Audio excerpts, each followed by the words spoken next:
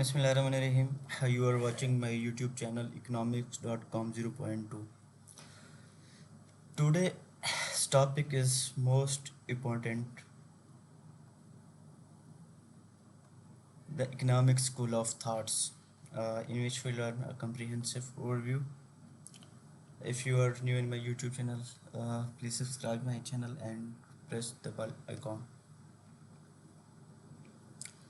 As we all of know, the field of economics has been shaped by a various school of thoughts, each school of thoughts contributing unique perspectives on how economics function and how economics policies should be formulated. The most important economics is economic school of thoughts, including classical economics, Keynesian economics, Martian economics, neoclassical economics, Austrian economics, monetary economics, and behavioral economics. Each of these schools has its foundational principles, key figures, and distinct impact on economics theories and practices. Understanding these diverse viewpoints is essential for comprehending the implication of societies. So, uh, this is the first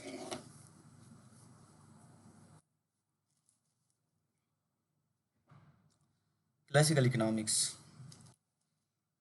As we know, the founder of economics is Adam Smith. Is Adam Smith is also known as the father of economics. According to Adam Smith, economics is the study of how nations create a wealth, the efficient use of resources, emphasizing the role of the invisible hand in guiding a free market. David Ricardo. David Ricardo expanded on classical economics by focusing on the distribution of wealth among the different factors of production. Do you know? We are all know the factor of production. Organization, land, labor, like particularly labor, land, and capital. And fourth one was will be organization or firm, and is best known for his theory of comparative advantage in international trade. And ever Ricardo presents some principles like free markets, the invisible hand, labor, theory of values. As per the concept of demand is equal to supply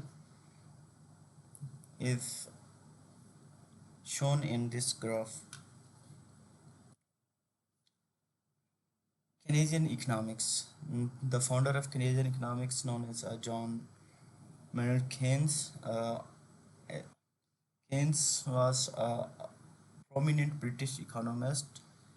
Keynes revolutionized economics thoughts with his assertion that the active government intervention is necessary to manage the economic cycle and stabilize the economy.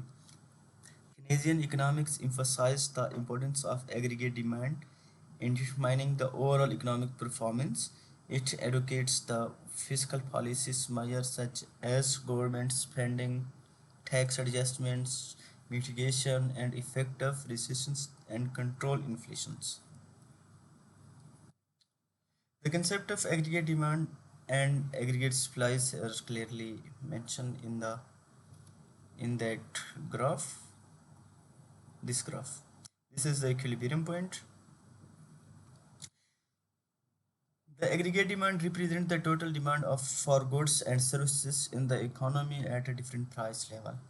The aggregate supplies represent the total supply of goods and services that firms in an economy plans on selling during specific time period. Example regarding the depressions, as we know, there are in 1927 the whole world faced economic depressions. Canadian policies were widely adopted during the Great Depressions to combat economic downturn. The New Deal in the United States is a notable example where increased government spending helped revive economic activity and reduced unemployment.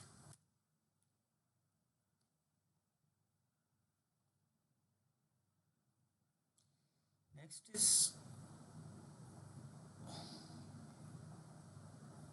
sorry, uh, Keynesian, yes, that.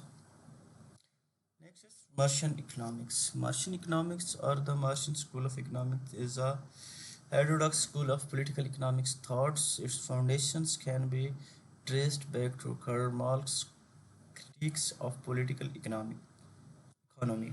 However, unlike critics of political economy, Martian economists tend to accept the concept of the economic prima facie. They are focused on supplies value distributions, in which in this slide here is in this diagram here is a worker. This bar graph represents the worker values, and this is the capitalist.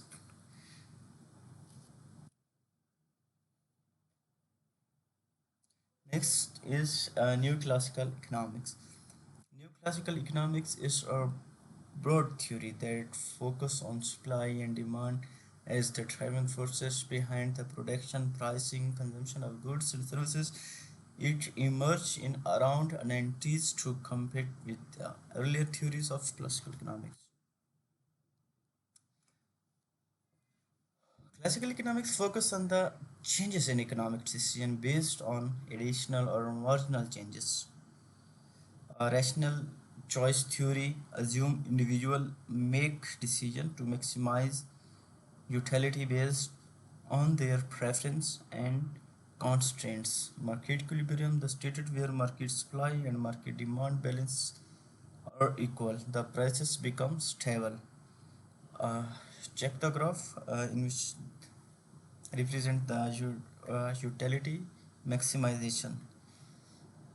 The utility maximization graph show how consumer allocate their resources to maximize their overall satisfactions. There are two main concepts: the consumer surplus and producer surplus. The consumer surplus is the difference between what consumers are willing to pay for goods or services and what they actually pay. The producer surplus is difference between the producers are willing to sell goods or services for and the price actual receive. Austrian economics. Austrian economics is a school of economics thought that emphasizes the spontaneous organizing power of the price mechanism and criticize a central planning and government interventions. Logmun Mises, prominent economist known for his work on sociology and economic calculations, Frederick Hayek noted for his defense of classic liberalism and free market capitalism. Principle of Austrian economics is subjectivism. Value is subjective and varies from person to person. Next is market order arises neutrally from individuals' actions. Free market capitalism advocates minimal government intervention in the economy. Example: hyperinflation in the Weimar Republic. Austrian economist highlights the hyperinflation in the Weimar Republic as an example of the danger of excessive government intervention and mismanagement of the money supply. Monetary economics, the founder of monetary economics is Milton Friedman. The principle of monetary economics is to control of money supply, inflation, trading, and quantity theory of money.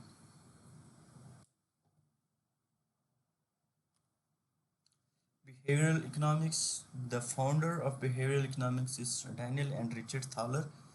The principle of behavioral economics is psychological insight, bonding, rationality, prospect theory, and prospect theories. Conclusion: The conclusion slide is very important for those who did not watch the whole lecture. Classical economics emphasize the free market and invisible hand, with the key figures like Adam Smith and David Ricardo. Keynesian economics advocate for a government intervention to manage economic cycles, pioneered by John Maynard Keynes. Martian economics focus on the class struggles and exploitation of labor based on the work of Karl Marx. Neoclassical economics highlight the role of supply and demand in determining the price and quantities. Austrian economists emphasize the importance of individual action and sufficient order. Monetary economics stress the control of money and supply inflations. Behavioral economics incorporates psychological insights and economics theory. Impact and relevance of this. Understanding this school of thoughts is crucial for comprehending contemporary economics policies and debates. Each prospect offers value highlights into the different aspects of economics, behavior, and policy making. If anybody have a question related to this, you they may ask in the comment sections. Thank you for watching.